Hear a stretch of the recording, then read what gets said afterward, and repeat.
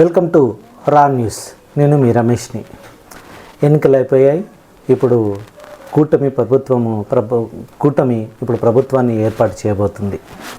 12వ తారీఖు జరిగే ఈ ప్రమాణ స్వీకారంతో ప్రభుత్వం కొలువు తీరుతుంది. ఈ కొలువు తీరిన ప్రభుత్వం ఇప్పుడు ఎలా పనిచేస్తుందన్నదే చాలా ఇంపార్టెంట్. ఎందుకంటే ఇంతకాలము జగన్ ప్రభుత్వాన్ని అంటే ఇలా చేశాడు అలా చేశాడని తిట్టిన ఈ ప్రభుత్వము ఇప్పుడు ఈ పార్టీలు ఇప్పుడు ప్రభుత్వంలోకి వస్తున్నాయి.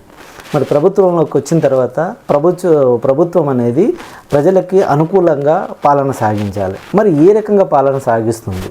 ఎందుకంటే ఇప్పుడు ఆంధ్రప్రదేశ్ చాలా అప్పుల్లో ఉంది.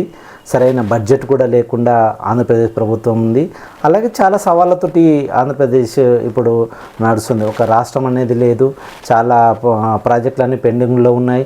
వాటన్నింటికి డబ్బులు కావాలి. ఇప్పుడు డబ్బులు తేవాలని అంటే ఇలా అనేది ఇప్పుడు కొలువు తీరే ప్రభుత్వానికి ఇవన్నీ ఛాలెంజింగ్గా మనం చెప్పొచ్చు.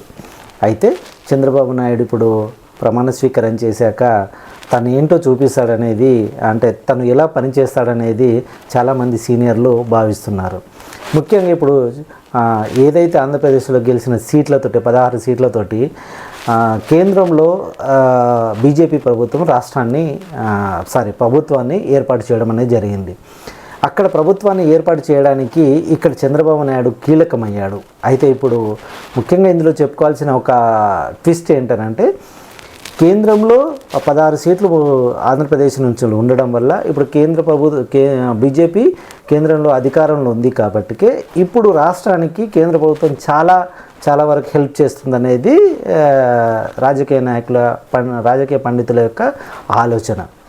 అంటే ఇంతకుముందు బీజేపీకి సొంతంగా బలం ఉండేది, అదే ప్రభుత్వాన్ని ఏర్పాటు చేసేది. కాబట్టి రాష్ట్రాలకు కొంతంత ఇబ్బందిగా కలిగేది. కానీ ఇప్పుడు అక్కడ కూడా ఎన్డీఏ ప్రభుత్వం ఏర్పడింది. అంటే కూటమిలో ఉన్న అందరితోటి కలిసి ఇప్పుడు బీజేపీ ప్రభుత్వాన్ని ఏర్పాటు చేయడం అనేది జరిగింది.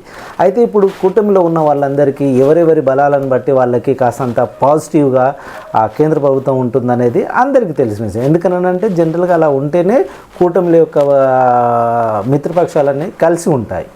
అయితే ఇప్పుడు ఎక్కువగా మనం చంద్రబాబు నాయుడిని ఈ పాయింట్ ఆఫ్ వ్యూలో ఆలోచించగలిగితే తను ఇలాంటి వాటిలలో మేధావని చెప్పొచ్చు. తను ఒక ప్రణాళిక ప్రకారం ప్లాన్ చేస్తాడని చెప్పొచ్చు.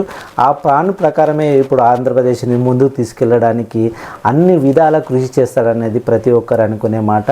రాజకీయ నాయకులు కూడా ఈ మాటలు మనకు చెప్పడం అనేది జరుగుతూ ఉంది. ఎందుకు అనంటే ఇప్పుడు రాష్ట్రానికి పరిశ్రమలు కావాలి, రాష్ట్రానికి ప్రాజెక్టులు కావాలి. ఇవన్నీ కావాలి అంటే కేంద్ర ప్రభుత్వ సాయం కంపల్సరీ. వాళ్ళు చేస్తేనే కానీ ఇక్కడ నడవలేని పరిస్థితి. కాబట్టి కేంద్ర ప్రభుత్వం యొక్క సహకారంతో ఇప్పుడు ఆంధ్రప్రదేశ్ని ముందుకు తీసుకువెళ్ళడానికి చంద్రబాబు నాయుడు చాలా ప్రయత్నాలు ప్రారంభించాడు. ఇప్పటికే కేంద్రంలో మంత్రులు కూడా భారీ పరిశ్రమలకు సంబంధించిన మంత్రులు ఉన్నారు, అలాగే సహాయ మంత్రులు ఉన్నారు. కాబట్టి వీళ్ళందరూ రాష్ట్రానికి సాయం చేస్తారని, రాష్ట్రానికి పరిశ్రమలు తీసుకొస్తారని, దీనివల్ల రాష్ట్రం ఆంధ్రప్రదేశ్ ముందుకు వెళ్తుంది, అభివృద్ధి చెందడానికి చాలా అవకాశాలు ఉన్నాయని చెప్పేసి చాలామంది సీనియర్ రాజకీయ నాయకులు కూడా అనడం అనేది జరుగుతుంది. చూద్దాం రాను ఏం జరుగుతుంది, అసలు పరిపాలన ఎలా జరుగుతుంది, పరిపాలించేటప్పుడు వచ్చే ప్రాబ్లమ్స్ ఏముంటాయి, వాటిని అన్నింటిని చంద్రబాబు నాయుడు ఎలా ట్యాకిల్ చేస్తాడు. అలాగే ఇప్పుడు రాష్ట్రంలో ఉన్న మరొక పెద్ద సమస్య ఏంటంటే నిరుద్యోగులకు ఉద్యోగాలు కల్పించడం. అంటే డిఎస్సి చేస్తానని ఏదైతే ఎలక్షన్లో మాట ఇచ్చారో మెగా డిఎస్సి చేస్తానని అదొకటి చేయాల్సి ఉంటుంది. అలాగే పిఆర్సీ గురించి కూడా ఏదో మాట ఇచ్చారు, పిఆర్సీ కూడా కంప్లీట్ సంథింగ్ ఏదో చేస్తానని చెప్పేసి ఇవన్నీ ఛాలెంజింగ్లో వచ్చే ప్రభుత్వానికి ఉంటాయి. ఇప్పుడు ఆ ప్రభుత్వంలో పవన్ కళ్యాణ్ కూడా ఎలాంటి పాత్ర పోషిస్తాడు, ఓవరాల్గా ఆంధ్రప్రదేశ్ యొక్క సినారియో నెక్స్ట్ వచ్చేటప్పటికి ఎలా మారుతుంది, గత ప్రభుత్వం లాగా అప్పుల మీద నడుస్తుందా, లేకపోతే ఎకనామికల్గా ముందుకు వెళ్ళడానికి సంపదను ఏ విధంగా సృష్టిస్తారు, సంపదను సృష్టిస్తే ఎలా సృష్టిస్తారు, దానికి సంబంధించిన ప్రాజెక్టులన్నింటినీ తీసుకొస్తారా, ఎక్కడికి వెళ్తారు, ఎవరితో మాట్లాడతారు అనేది పెద్ద సవాలుగా ఇప్పుడు ఆంధ్రప్రదేశ్ రాష్ట్రానికి ఉన్నది. అయితే వీటిని అన్నింటిని ఒక్కొక్కటిగా సాల్వ్ చేసుకుంటూ ముందుకు వెళ్ళిన తర్వాత అక్కడ ఎలాంటి సమస్యలు ఉంటాయో ఆ సమస్యలను ఎలా పరిష్కరించుకొని రాష్ట్రానికి పరిశ్రమలు తెచ్చి నిరుద్యోగులకు ఉద్యోగాలు కల్పించే అవకాశాన్ని చూస్తుంది ఈ ప్రభుత్వం అనేది మనం